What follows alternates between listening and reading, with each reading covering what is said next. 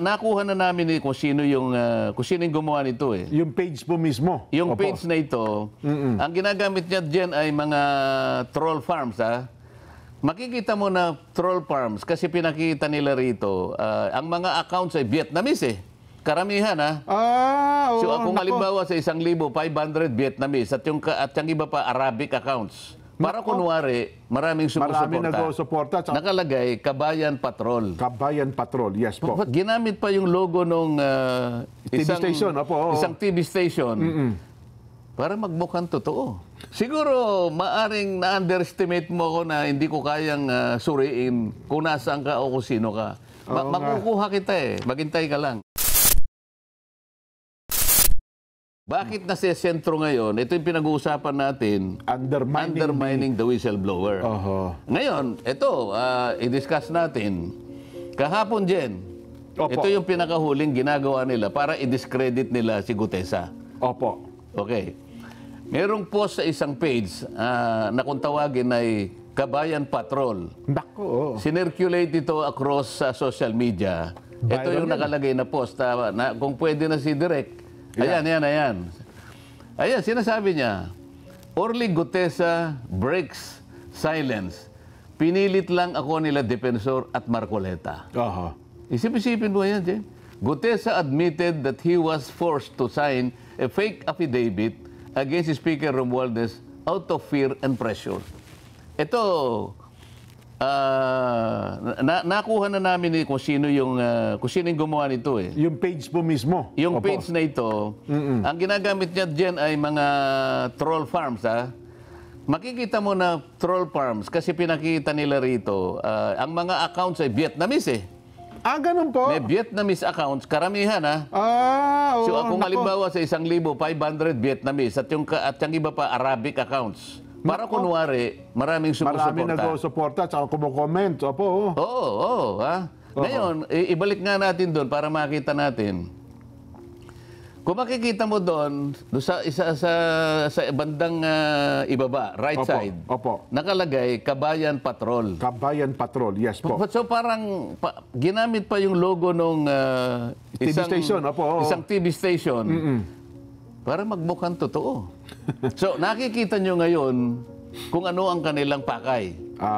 Opo. Gumagawa ng isang bagay na hindi totoo.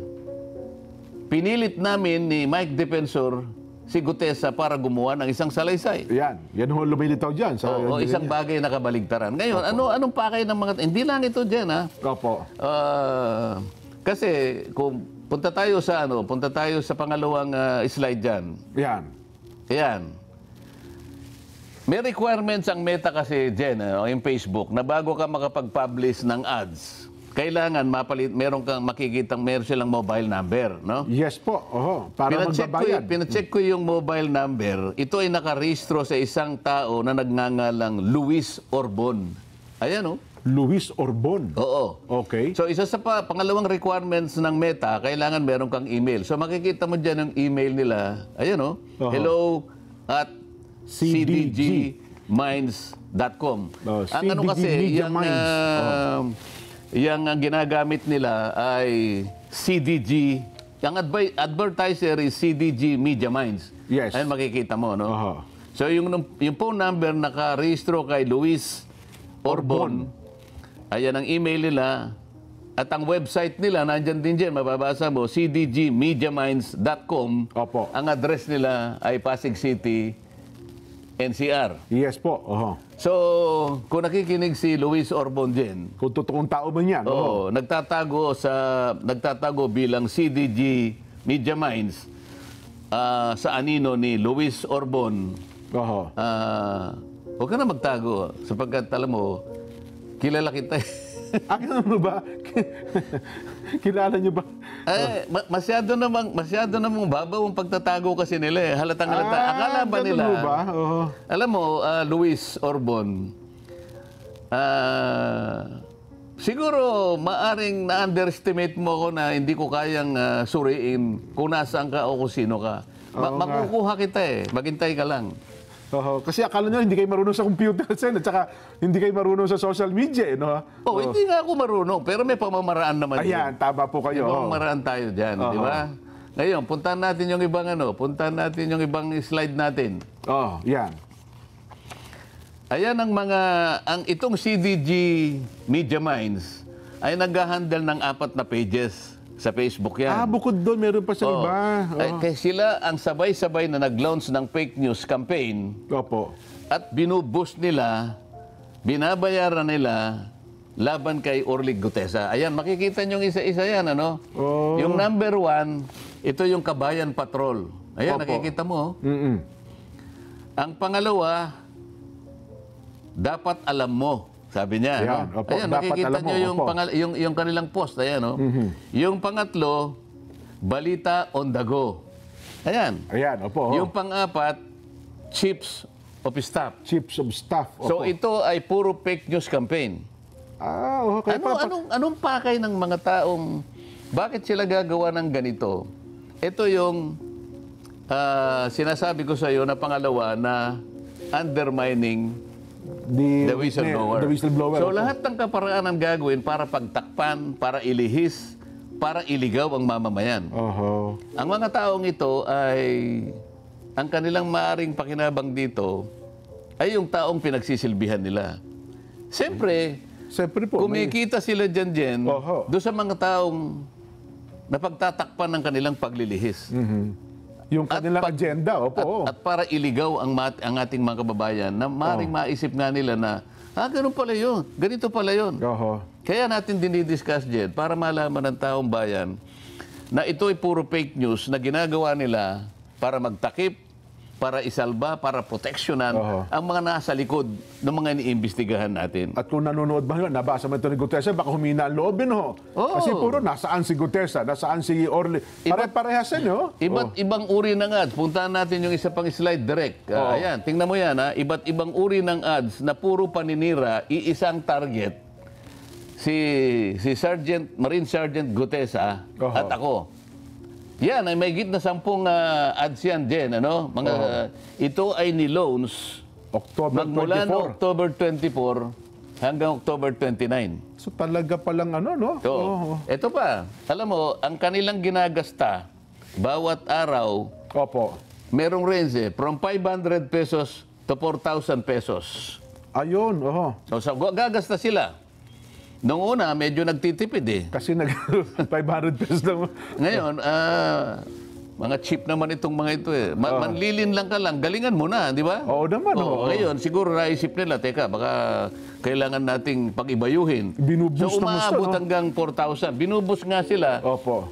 Ang tinatarget nilang audience hanggang 1 million. 1 million users or more. Oo. Yes po, oo. So, ang gastos nila sa loob ng isang buwan, umaabot ng between 20 to 30,000 pesos kasama yung boosting din. Oo. So, ano ang pakay nila? Oo. Manlin lang. Opo. Mailigaw ang taong bayan. At So, ang talaga, gastos oo. ay ganun karami para sa ganun, patakbuhin yung kanilang mga ads. So kung mga ganon, times 10, kasi mga 10 pala, iba't ibang lugar saan, no? Mo. Ibuboost nilang lahat. Mamalak kahit pa paano. So, gumagasta sila talaga. So, Opo, oo. sa uling slide, pakita natin para makita natin. Itong mga slides na to, Jen, makikita mo, pinamonitor ko yan magmula ng January 2025. Opo. Mga post ito, Jen, na puro papuri sa administrasyon. Pero same page po. Same page. Same page, oo. Yan ay puro papuri sa administrasyon. Ngayon ang kabalintunaan dito, kung ang administrasyon gusto niyang malinis ang skandal na ginawa ng flood control, Opo. bakit ngayon nag-ship sila dun sa paninira Character assassination na nangyayari. sa investigasyon na ginagamit namin para tukuyin natin sino ba talaga ang mga tao, malalaking tao na nasa likod ng mga pangyayaring ito. Opo. Kung maka-administrasyon kayo, bakit taliwas ang ginagawa nyo ngayon? Sinisiraan nyo ang mga taong lumabas para ngayon pagtibayin, tukuyin, makilala kung sino yung mga malalaking tao. Ba't nagsimula kayo ngayon gumawa ng fake news October 24 hanggang October 29? Oho. Alam mo kung bakit? Opo, bakit po? Sapagkat merong nagbabanta na itutuloy ang Blue Ribbon Committee itong Nobyembre. November 14 daw po, Sen. Ang November schedule. nga. November 14 na po. Ngayon, Tama-tama lang nasirain si Gutesa. Akala nila ngayon. So, kapag pinatawag si Gutesa ngayon, sirang-sira na siya. Akala ngayon ng tao, wala na yan. Discredited na yan. Yun ang kanilang objective. Yun pala. Yun ang kanilang objective ngayon. Oho. Ngaya lang, medyo mahirapan sila ngayon sapagkat unang-una, ang mga taong bayan ngayon, Matalino nalalaman na na nila Opo. ang pinatutunguhan nila. Yan ang sinasabi natin, Jen. Ayun pala, Natapos tayo ngayon dun sa pangalawa, no? Di ba? Yung undermining the whistleblower. The whistleblower, opo. Pagkatapos gagawa sila ng pangatlo, gagamitin nila yung blue ribbon na parang shield. Parang pang takip din. Oho. Di ba? Ba, medyo, ano yan, Sen, ha? Hindi ba marami ng pronouncements yung mga opisyalis ng Blue Ribbon na si Gutesa fraudulent ang ano nito, di ba? Ganyan. So, pagdating niya sa, wala na sigurong, akala nila, wala nang maniniwala. Pati kayo, dinidiscredit din. Pati ako ngayon, dinidiscredit. So, ano ngayon ang patutunguhan ng ano na yan? Papalihis na. Papalihis na. Oho. So, palagi ko sinasabi, kung tayo po'y para sa bansa, kung tayo po'y para sa kapakanan ng taong bayan, sapagkat ang ginawa nila ay pandarambong sa kaban ng bayan, ayaw nyo ba na makilala natin kung sino yung malalaking taong nagpasimula niyan at siya yung talagang, kumbaga ay sila yung nagpasasa sa pera ng bayan. Walang natira sa mga pobreng Pilipino. Nagagalit ang Pilipino. Ngayon, ang gusto nila, hindi matukoy yung mga yun. Kung ang layunin natin ay iisa, makita natin kung sino talaga yung mga tao sa likod ng mga yan, bakit hindi natin gamitin ang Blue Ribbon sa iisang direksyon? Bakit tayo nag-aaway-away? Ba't kinakailangan yung manira ng tao? Tumistigo si Gutesa. Hindi sa kanya sariling kapakanan. Sabi nga natin dyan, nung nakaraan, Totoo po. Gutesa has nothing to gain. Walang mapapakinabang. Gutesa has everything to lose. Yes. Di ba? Pati safety niya, pamilya Pero niya. ngayon, pati notaryo, akala mo, siyang may kasalanan. Big deal yung notaryo eh. Ang totoo niyan siya nga yung biktima rito eh. Nagpanotaryo lang ang tao eh. Siya ngayon pa yung sinisi. Kung iba-iba yan, Sen, mukhang hinahabol na ngayon yung nagnotaryo dyan. Hindi ba may sinasabi na ididemanda raw siya ng paano siya magkakaroon ng kasalanan na perjury? Humarap nga siya sa Blue Ribbon Committee. Ibang usapan pa yun eh. Sumumpa ako sa harap ninyo. Pinagtatanong ninyo ako. Pagkatapos, igigisa ninyo ako dito sa notaryo na kaya ko lang naman ginawa yun sapagkat yun ang sinabi ni Senator Marcoleta, pandagdag sa aking kumpiyansa sa kanya, ipanotaryo mo yan. Dahil hindi ko nga siya kilala eh. So, siya ngayon ang biktima